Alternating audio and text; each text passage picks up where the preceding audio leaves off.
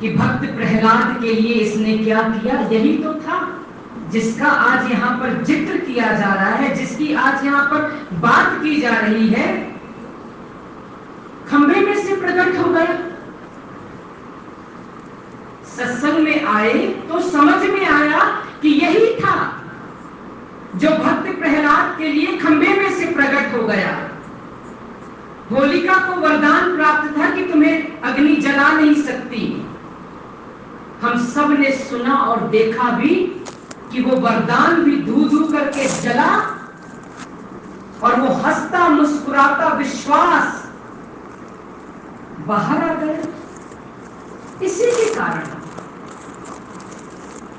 द्रौपदी की जब लाज दांव पर लगी हुई थी, इसी ने साड़ियों के अंबर बाण लगा दिए।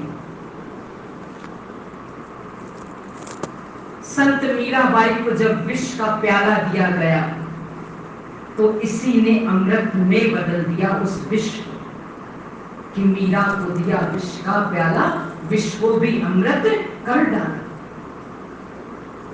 भगत नामदेव के लिए जब ऐलान हो गया पूरे राज्य में कि अगर शाम तक मरी हुई गाय जिंदा नहीं हुई तो इसको हथकड़ियां लगा के जेल में डाल दिया जाएगा। शाम हुई नहीं, वो मरी हुई गाय जिंदा हो गई। ये अपने भक्तों की आन बान शान के लिए अपने ही बनाए नियमों को बदल देता है। संत कबीर दास जी को दासी पढ़ रही थी, उन्होंने अपनी आत्मकथा में लिखा कि जब धर्म के ठेकेदारों ने मुझे हथकड़ियां लगाई, मेरे हाथ पैर रस्सी से बांधे और मुझे गंगा नदी में फेंका, तो मैं वहां पर क्या देखता हूं कि वहां पर भी ये निराकार प्रभु परमात्मा प्रकट है। मेरे बंधन खोले, कमल के फूल में बिठाया और मुझे बाहर लिया। अभी महात्मा ने जिक्र किया, बहन ने जिक्र किया महात्मा संतोष सिंह का। साथ संगत जितनी उन्होंने सेवा की गुरु चरणों में रहकर, आज संतोष सरोवर उनके नाम पर है। प्यार हो, जब वो इश्क अपना इस परमात्मा से जता रहे थे और उनके हाथ में आम था, कह रहे हैं कि इतना मीठा आम है, काश तू ग्रहण कर ले। तो निराकार में से ही एक हाथ निकला और वो आम लिया गया और वो हाथ अंदर। यही था, युगों युगों से ये कायम दायम सत्ता है, इसमें कोई भी फेर बदल नहीं होता कि बिन सत्संग न हरि कथा, ते बिन मोह न भाग। कितना मोह था कि मेरा मेरा कह जग रोया, ना कुछ तेरा ना कुछ मेरा, चिड़िया रह बसेरा। समझ में आ गया कि हीरे जड़े के जड़े रह गए, खजाने गड़े के गड़े रह गए, महल खड़े के खड़े रह गए, संग घोड़े चले न वो तबेला चला, हंस जब जब उड़ा अकेला। बिन सत्संग न हरि कथा, ते बिन मोह न भाग, मोह गए बिन राम पद, हो न दृढ़ अनुराग। अगर हम चाहते हैं कि हमें भक्ति का सच्चा सुख प्राप्त हो, तो सबसे पहले कह रहे हैं कि विषयों से वैराग्य जब तक नहीं होगा तब तक साथ संगत भक्ति का सच्चा सुख हमें मिल ही नहीं सकता। इसीलिए बार बार बार संत महात्मा आवाज दे रहे हैं, और आज सद्गुरु माता सुदीक्षा जी के जितने विचार हम सुनते हैं, पहला उनका पावन संदेश है कि सजावट करनी होगी। किसकी सजावट करनी होगी? आत्मा की। और आत्मा की सजावट कैसे होगी? सत्संग से।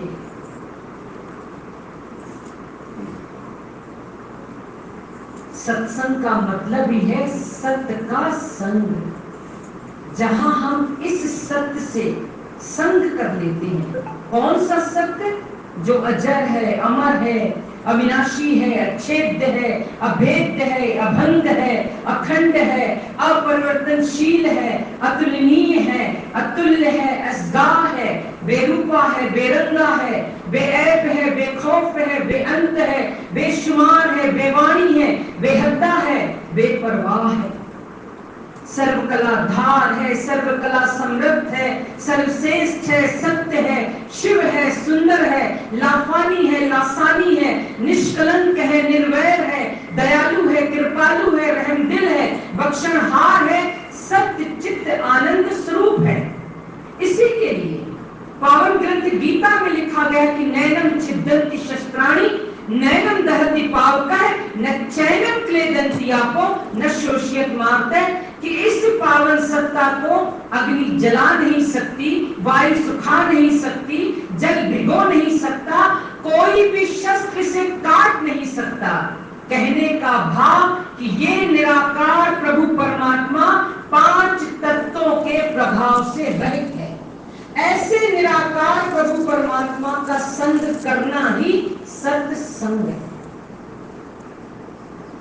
इसके बाद सात्संगत संतों ने लिखा पावन ग्रंथ रामचरितमानस में कि मुद्द मंगल में संत समाजू जो जग जंगम तीरथ राजू, कि आप जैसे संतों महात्माओं का संग भी आनंद और कल्याण का स्रोत है। और जब आप जैसे संतों महात्माओं के संग में हम बैठकर इस प्रभु परमात्मा की भक्ति करते हैं तो हमारी पहली भक्ति हो जाती है प्रथम भगति संतन करी संग, कि मुद मंगल में संत समाजू जो जग जंगम तीर्थ राजू। हमारा जो हिंदू धर्म है उसमें 68 प्रसिद्ध तीर्थ स्थान है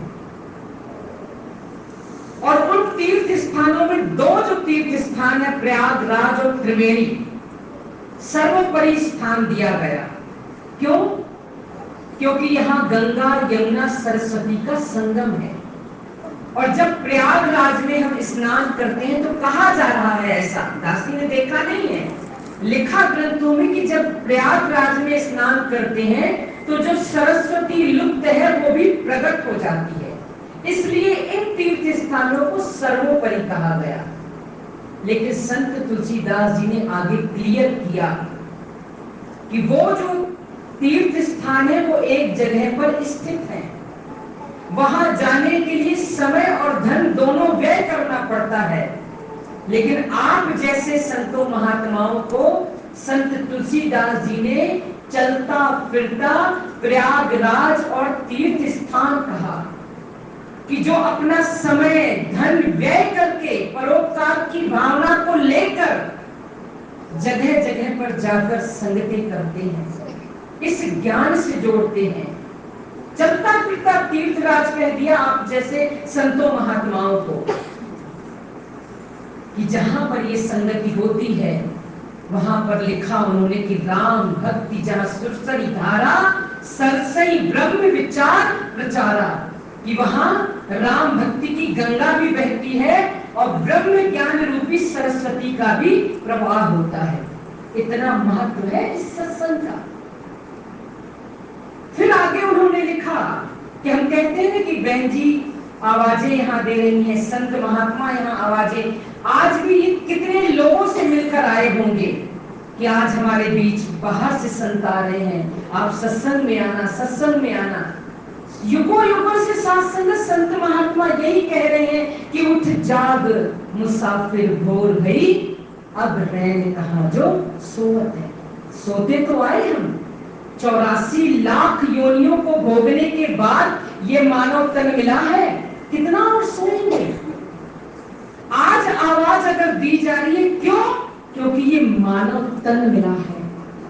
अंतिम सीढ़ी है ये, फिसल गया तो वार ही गई, ये दोबारा मिलने वाला नहीं है ये मानव जन्म। रोज हम यहीं पर सुनते हैं कि मानुष जन्म दुर्लभ है, होत न बारंबार, जो तलवर पत्ता झरे बहुरी न लागे डार। कि जैसे पेड़ से पत्ता टूट गया और हम कितनी भी कोशिश करें कि ये दोबारा जुड़ जाए, वो जुड़ सकता है? इसी तरह साथ एक बार अगर ये श्वासें हमारी जो चल रही हैं, एक बार अगर इनको विराम मिल गया तो दूसरी बार आप कितने भी धन के अंबर बार लगा दो, साथ ये श्वास मिलने वाली नहीं। इसलिए सत्संग में तो आना होगा कि मज्जन फल पे कहीं तत्काला, काक होए पिक बकौ मराला। कि सत्संग का तो तुरंत फल हमें देखने को आता है कि कौवा भी हंस बन जाता है। इसीलिए सात्संग संतों ने लिखा कि एक घड़ी आधी घड़ी, आधी ते पुन आध, तुलसी संगत साध की कटे कोट। कि एक घड़ी सात्संगत हम कह तो देते हैं कि एक घड़ी का सत्संग करोड़ों जन्मों के बंधनों से निजात दिला देता है।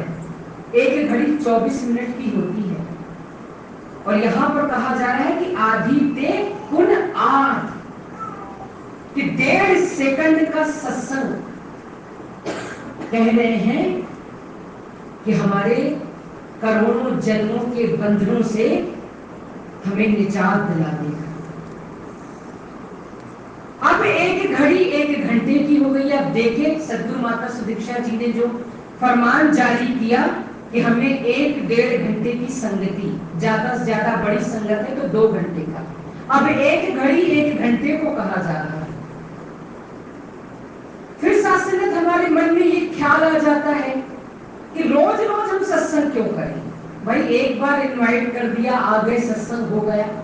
रोज रोज हम घर में इतने काम होते हैं, परिवार में इतने काम होते हैं, रोज रोज हम सत्संग क्यों करें, ये एक सवाल हमारे मन में आ जाता है। तो सात्संगत चंडीगढ़ की बहन सतनाम कौर, कहीं पर भी सत्संग हो, 5 किलोमीटर दूर है, अगर 10 किलोमीटर दूर है, 20 किलोमीटर, 50 किलोमीटर, कहीं पर भी सत्संग हो, उस बहन का सबसे आगे आकर बैठ जाना। अभी हम सुन रहे थे कि सत्संग है वो ज्ञान सरोवर, इसमें जो नहाएगा, यहाँ पर सद्गुरु बाबा हरदेव सिंह जी महाराज जो न भी लिखते तो चल सकता था पद, लेकिन उन्होंने लिखा कि जो नहाएगा संत बचन के हीरे मोती और जवाहर पाए। तो वो बहन कहीं पर भी सत्संग हो, सबसे आगे आकर बैठ जाती। सारे संत महात्मा देखते कि कोई आए ना आए, ये बहन सबसे आगे आकर सत्संग में बैठ जाती। एक दिन सत्संग की समाप्ति हुई तो महात्मा ने बुलाया, बोले कि बेटा और कहीं पर भी सत्संग होता है, इतनी दूरी दूरी पर सत्संग होता है, आप सबसे पहले आके बैठ जाती हैं, आपका परिवार तो है? तो कहे हाँ हमारा परिवार है, मेरे बच्चे हैं, मेरा पति है।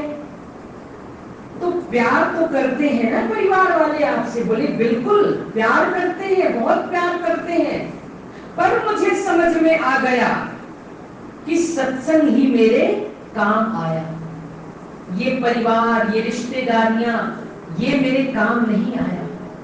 अब महात्मा को लगा कि परिवार भी है, प्यार भी करता है, पर काम भी नहीं आया। बोले बेटा तुम्हारी बात समझ में नहीं आई, ये परिवार काम नहीं आया कैसे? तो सात्संगत वो बहन कहती है कि महात्मा मैं कभी सत्संग में नहीं जाती थी, चारों तरफ से आवाज आती थी कि सत्संग में आओ, सत्संग में आओ, मोक्ष और मुक्ति का द्वार है सत्संग। बोले मुझे लगता था मुझे क्या जरूरत है सत्संग की, मैं इतने व्रत, इतने उपवास, इतने नेम करती हूँ, और तो और अपने दरवाजे पर मैं रोज कभी 20 लोगों को, कभी 40 लोगों को, कभी 50 लोगों को भोजन खिलाती हूँ, मुझे भला सत्संग की क्या आवश्यकता है? बोले मैं कभी सत्संग में नहीं जाती। बोले एक दिन सेवा दल की एक बहन मेरे घर आ गई। जैसे प्रचार प्रसार मिशन में चल रहा है, ऐसे ही वहां चंडीगढ़ में एक महात्मा बाहर से आए, तो बोले वो सेवा दल की बहन आ गई और कहने लगी कि बहन जी, आप तो कभी सत्संग में नहीं आती हैं, लेकिन आज हमारे महात्मा बाहर से आ रहे हैं, आज आपको सत्संग में जरूर आना होगा। अब साथ संगत वो बहन कह रही हैं कि मैं असमंजस में पड़ गई कि ये बहन वैसे तो अक्सर आती है, लेकिन आज इसने ये कह दिया है कि आज सत्संग में जरूर आना होगा क्योंकि हमारे बाहर से महात्मा आ रहे हैं। अब ये बहन बोल रही है कि मन में उथल पुथल मची हुई है, जैसे आज हमारी बहन कल्पना जी और एक करुणा जी कह रही थी कि हम लोग पहली बार आए। हो सकता है इनके मन में भी ये भाव आया हो कि जब कविता जी से जब भी बात होती है तो कह देती है सत्संग में आओ, सत्संग में चलो, चलो आज चले जाते हैं। ऐसे ही वो बहन बता रही है कि मैंने बहुत सोचा, सुबह से शाम तक मैं मनन कर रही थी कि पड़ोस की बहन है, अगर आज मैं नहीं गई तो कल ये नहीं आएगी। बोले ऐसा सोचकर अचानक मेरे कदम, वो टाइम 5 बजे का था और मैं सत्संग में चली गई। अब जब पहली बार गई, वहां देखा कि स्टेज सजा हुआ है, संत महात्मा आ रहे हैं, कोई गीत बोल रहा है, कोई विचार बोल रहा है, सारे इस मानव जीवन का कैसे हमें लाभ लेना है ये भी बता रहे हैं। बोले लेकिन पहले कभी सत्संग किया नहीं था, क्योंकि पूरा जीवन जो निकला इसी में निकला कि आज ये व्रत है, आज ये उपवास है, आज यहां जाना है, इसी को भक्ति समझ रहे थे। तो बोले कि मैं चली गई सत्संग में, अब वहां जाकर बैठ गई, मैं चारों ओर देख रही हूं। बोले समझ में कुछ नहीं आ रहा कि कोई पहली बार आई हूं। बोले 10 से 15 मिनट हुए होंगे जब मैंने देखा कि जिस बहन ने मुझे बुलाया है उसका ध्यान सेवा में है। मैं चुपचाप उठी और अपने घर वापस आ गई। समय है, ये श्वासें तो निश्चित है, एक निश्चित समय के लिए हमें ये मानव जन्म मिला है कि आदमी का जिस्म क्या है, जिस पर फिदा ये जहां। दिन रात हम इस शरीर को सजा रहे हैं। वो एक गीत भी हम सुनते हैं कि मलमल के तूने अपने तन को जो है निखारा, इत्रों की खुशबुओं से महके शरीर सारा, काया न साथ होगी ये बात न भूला।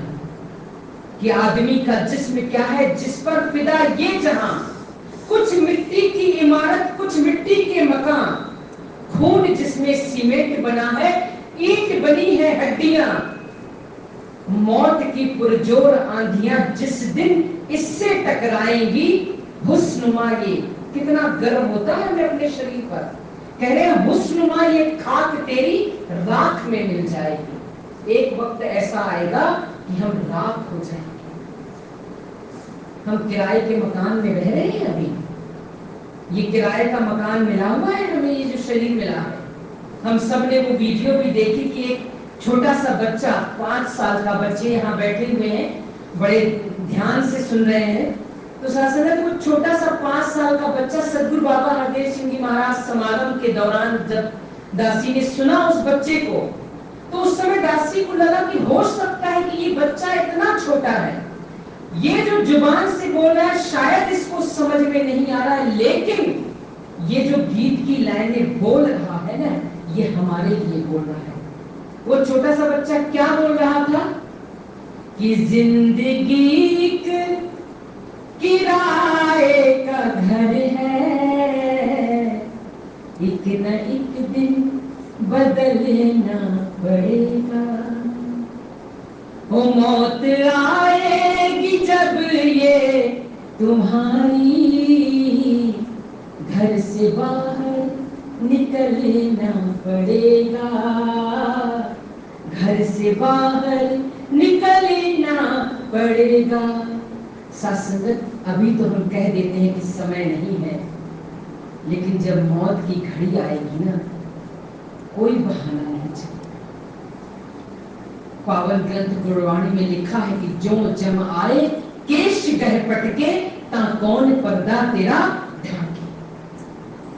तो सासनत वो बहन कह रही कि एक दिन मेरी मौत हो गई। अब जब मौत हो गई तो जो सुना था कि यम के दूत आते हैं और बालों से पकड़कर घसीटते हैं और हिसाब मांगते हैं कि ये अनमोल मानव जन्म मिला था, क्या किया। वो बहन कह रही है कि मैं देख रही हूं कि वास्तव में यम के दूत आए और मुझे बालों से पकड़कर घसीटने लगे। बोले मैं रो रही थी, गिड़गिड़ा रही थी कि मुझे क्यों घसीटा जा रहा है। अगर आप हिसाब मांग रहे हो तो मैं दे रही हूं। मैंने इतने व्रत किए, मैंने इतने उपवास किए, मैंने इतने लोगों को खाना खिलाया, क्या इसका कहीं कोई लेखा जोखा नहीं है। उन्होंने कहा कि उसका फल तो आपको धरती पर ही मिल गया।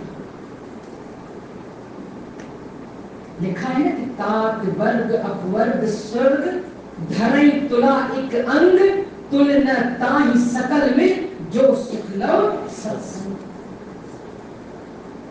सासंगत वो बहन कह रही है मैं उनके सामने इतना गिड़गिड़ा रही थी लेकिन मेरी वो सुन नहीं रहे थे और मुझे घसीटते हुए एक ऐसी भयावह नदी के पास ले आए जो आधी मवाद की थी आधी खून की थी और कहने लगे कि इसको पार करना होगा, तैर कर जाना होगा तुम्हें उस ओर। कहने मैं नहीं तैरूंगी, ये इतनी गंदी नदी जिसमें मवाद है, खून है, मैं कैसे तैरूंगी। बोले नहीं, पार तो होना होगा। बोले अभी मैं उनसे कह ही रही थी कि अचानक सफेद वस्त्र पहने एक देवी प्रकट हुई। बोले मैं उससे जाकर लिपट गई, उसने मुझे अपनी गोद में उठा लिया और उस नदी को उसने पार करा दिया और वो जाने लगी तो मैंने उससे कहा मुझे छोड़कर मत जाओ, इससे इनसे मुझे डर लग रहा, ये इतनी मुझे यातना दे रहे हैं। उस समय बोले उसने कहा कि मैं कोई देवी नहीं हूं, मैं तुम्हारे उस किए हुए सत्संग का फल हूं। एक घड़ी आधी घड़ी, एक घड़ी का सत्संग किया था उसने। बोले मैं उसका फल हूं और वो वहां से चली गई। बोले अब ये फिर मुझे घसीटने लगे और ये दासी क्यों, तो इसलिए जब वो बता रही थी तो कोई नई बात नहीं लगती क्योंकि दासी ने गुरबाणी बहुत अच्छी तरीके से पढ़ी हुई है। इसमें उसका उल्लेख है कि जो जम आए केश गए पटके ता कौन पर्दा तेरा ढाके, छिन छिन अवध बिहार है जो फूटे घट पानी, कहत कबीर सुनो रे संतों साध संगत कर जाने। संत कबीर दास जी की ये पूरी रचना जो पावन ग्रंथ गुरबाणी में दर्ज है, वो बहन कह रही है कि वो घसीटने लगे और एक ऐसी जगह पर आए, वो यातनाएं सहते सहते सहते एक ऐसी जगह पर आए जिसे यमराज कहा जाता है। दिखाई कुछ नहीं दे रहा है लेकिन आवाजें सुनाई दे रहे हैं और भीड़ लगी हुई है, चारों ओर से वहां लोग पहुंच रहे हैं। वहां लेखा जोखा जो अपन सुनते हैं ना कि वो चित्रगुप्त लेखा जोखा करते हैं, सासंगत वो बता रही कि आवाजें मुझे सुनाई दे रहे हैं कि इसको यहां भेजो, इसको यहां डालो। बोले जैसे ही मैं आई तो एक आवाज मेरे कानों में पड़ी कि ये किस सतनाम कौर को लेकर आए हो, इस सतनाम कौर को यहाँ नहीं लाना था, इसके घर के सामने जो सतनाम कौर रहती है उसको यहाँ लाना था। बोले इतना जैसे ही मैंने सुना मेरी आंखें खुली तो मैं क्या देखती हूँ कि अर्थी पर मैं लेटी हुई हूँ, कफन मेरे ऊपर डाला हुआ है, मेरे परिवार वाले समाज वाले सब वहां इकट्ठे हैं, कोई रो रहा है, कोई गा रहा है, कोई सुन रहा है, सब मैं नजारा देख रही हूँ। पहले मुझे लगा कि शायद ये स्वप्न होगा, कुछ मैं समझ पाती, इसके पहले सामने वाले घर से रोने पीटने की आवाज आने लगी और समझ में आ गया कि वो सतनाम कौर जो मेरे घर के सामने है उसकी मौत हो गई। बोले तब से लेकर आज तक कहीं पर भी सत्संग, कहीं पर भी सत्संग, सारे काम छोड़कर मैं सत्संग में आ जाती हूँ, क्योंकि मैंने उस नजारे को अपनी आंखों से देखा कि कोई भी काम नहीं आया, वो एक घड़ी का सत्संग वहां पर फल बनकर प्रकट हो गया। और संतों ने भी लिखा कि जितने हम कर्म करते हैं वो फूल के समान है, लेकिन परमार्थ में सत्संग सिद्धि के समान है। और सासंगत आज भी वो बहन जो है चंडीगढ़ में है, उनका नाम सतनाम कौर है। आप अगर YouTube पे भी सर्च करेंगे तो उनका ये जो इंटरव्यू लिया गया दिल्ली में, आज भी वो मौजूद है। तो आओ सत्संगत, समय की अपनी सीमा है। पावन ग्रंथ हृदय वाणी को भी हम श्रवण कर रहे हैं कि सत्संग गंगा में आकर जो गोते नित्य लगाएगा, निर्मल होगा, पावन होगा, मन की मैल गवाएगा। सत्संग वो वैकुंठ है जहाँ देव देवियां बसते हैं, सुखी सुख जहाँ आनंद ही आनंद बरसते हैं। संतों की संगत की जग में महिमा बड़ी निराली है। कहे हर देव कि जीवन में गुण रस भरने वाली है। क्योंकि जब हम शरीर करके घर से चलते हैं सत्संग में, तो हमारा पहले शरीर आता है, लेकिन सत्संग यहाँ पर हमारी आत्मा करती है। सत्संग हमारी आत्मा की खुराक है। इसीलिए संतों ने लिखा कि बिन सत्संग विवेक न होई, और राम कृपा बिन सुलभ न सोई।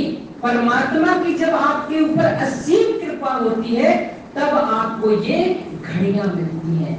इन घड़ियों का इसीलिए इतना महत्व बताया गया कि मज्जन फल पे कई तत्काला, काक होए पिट बकौ मराला, कि हम कव्वे से हंस बन जाते हैं मात्र सत्संग रूपी गंगा में डुबकी लगाने से।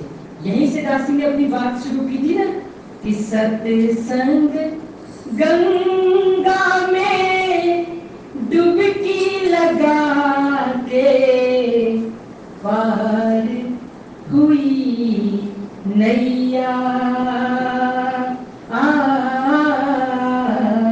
पार हुई नैया। क्योंकि सासंगत सत्संग में आने पर ही हमें सतगुरु की शरण मिलती है, और सतगुरु हमारे यही करते हैं कि इस आत्मा को इस परमात्मा से मिला दे। आओ सासंगत, समय की अपनी सीमा है। घड़ी की सुइयां जो ये टिक टिक टिक करके आवाज आती है ना, ये भी संदेश देती है कि अब कविता आपका भी समय हो गया है। और एक संदेश ये हमें सद्गुरु माता सुदीक्षा जी का भी मिल रहा है कि समय हाथों से निकलता जा रहा है। क्यों न हम समय के रहते इस अनमोल ब्रह्म ज्ञान को लेकर अपने इस जीवन को सवार लें कि ब्रह्म ज्ञान जानो नहीं, कर्म दियो छटकाए, तुलसी ऐसी आत्मा सहज नरक में जाए। तो क्यों नरक में जाए हमारी ये आत्मा? क्यों न हम साथ संगत सद्गुरु माता सुदीक्षा जी की शरण से में आकर इस अनमोल ब्रह्म ज्ञान को लेकर अपने लोक और परलोक को सुहेला कर दे। साथ संगत जी प्यार से कहना।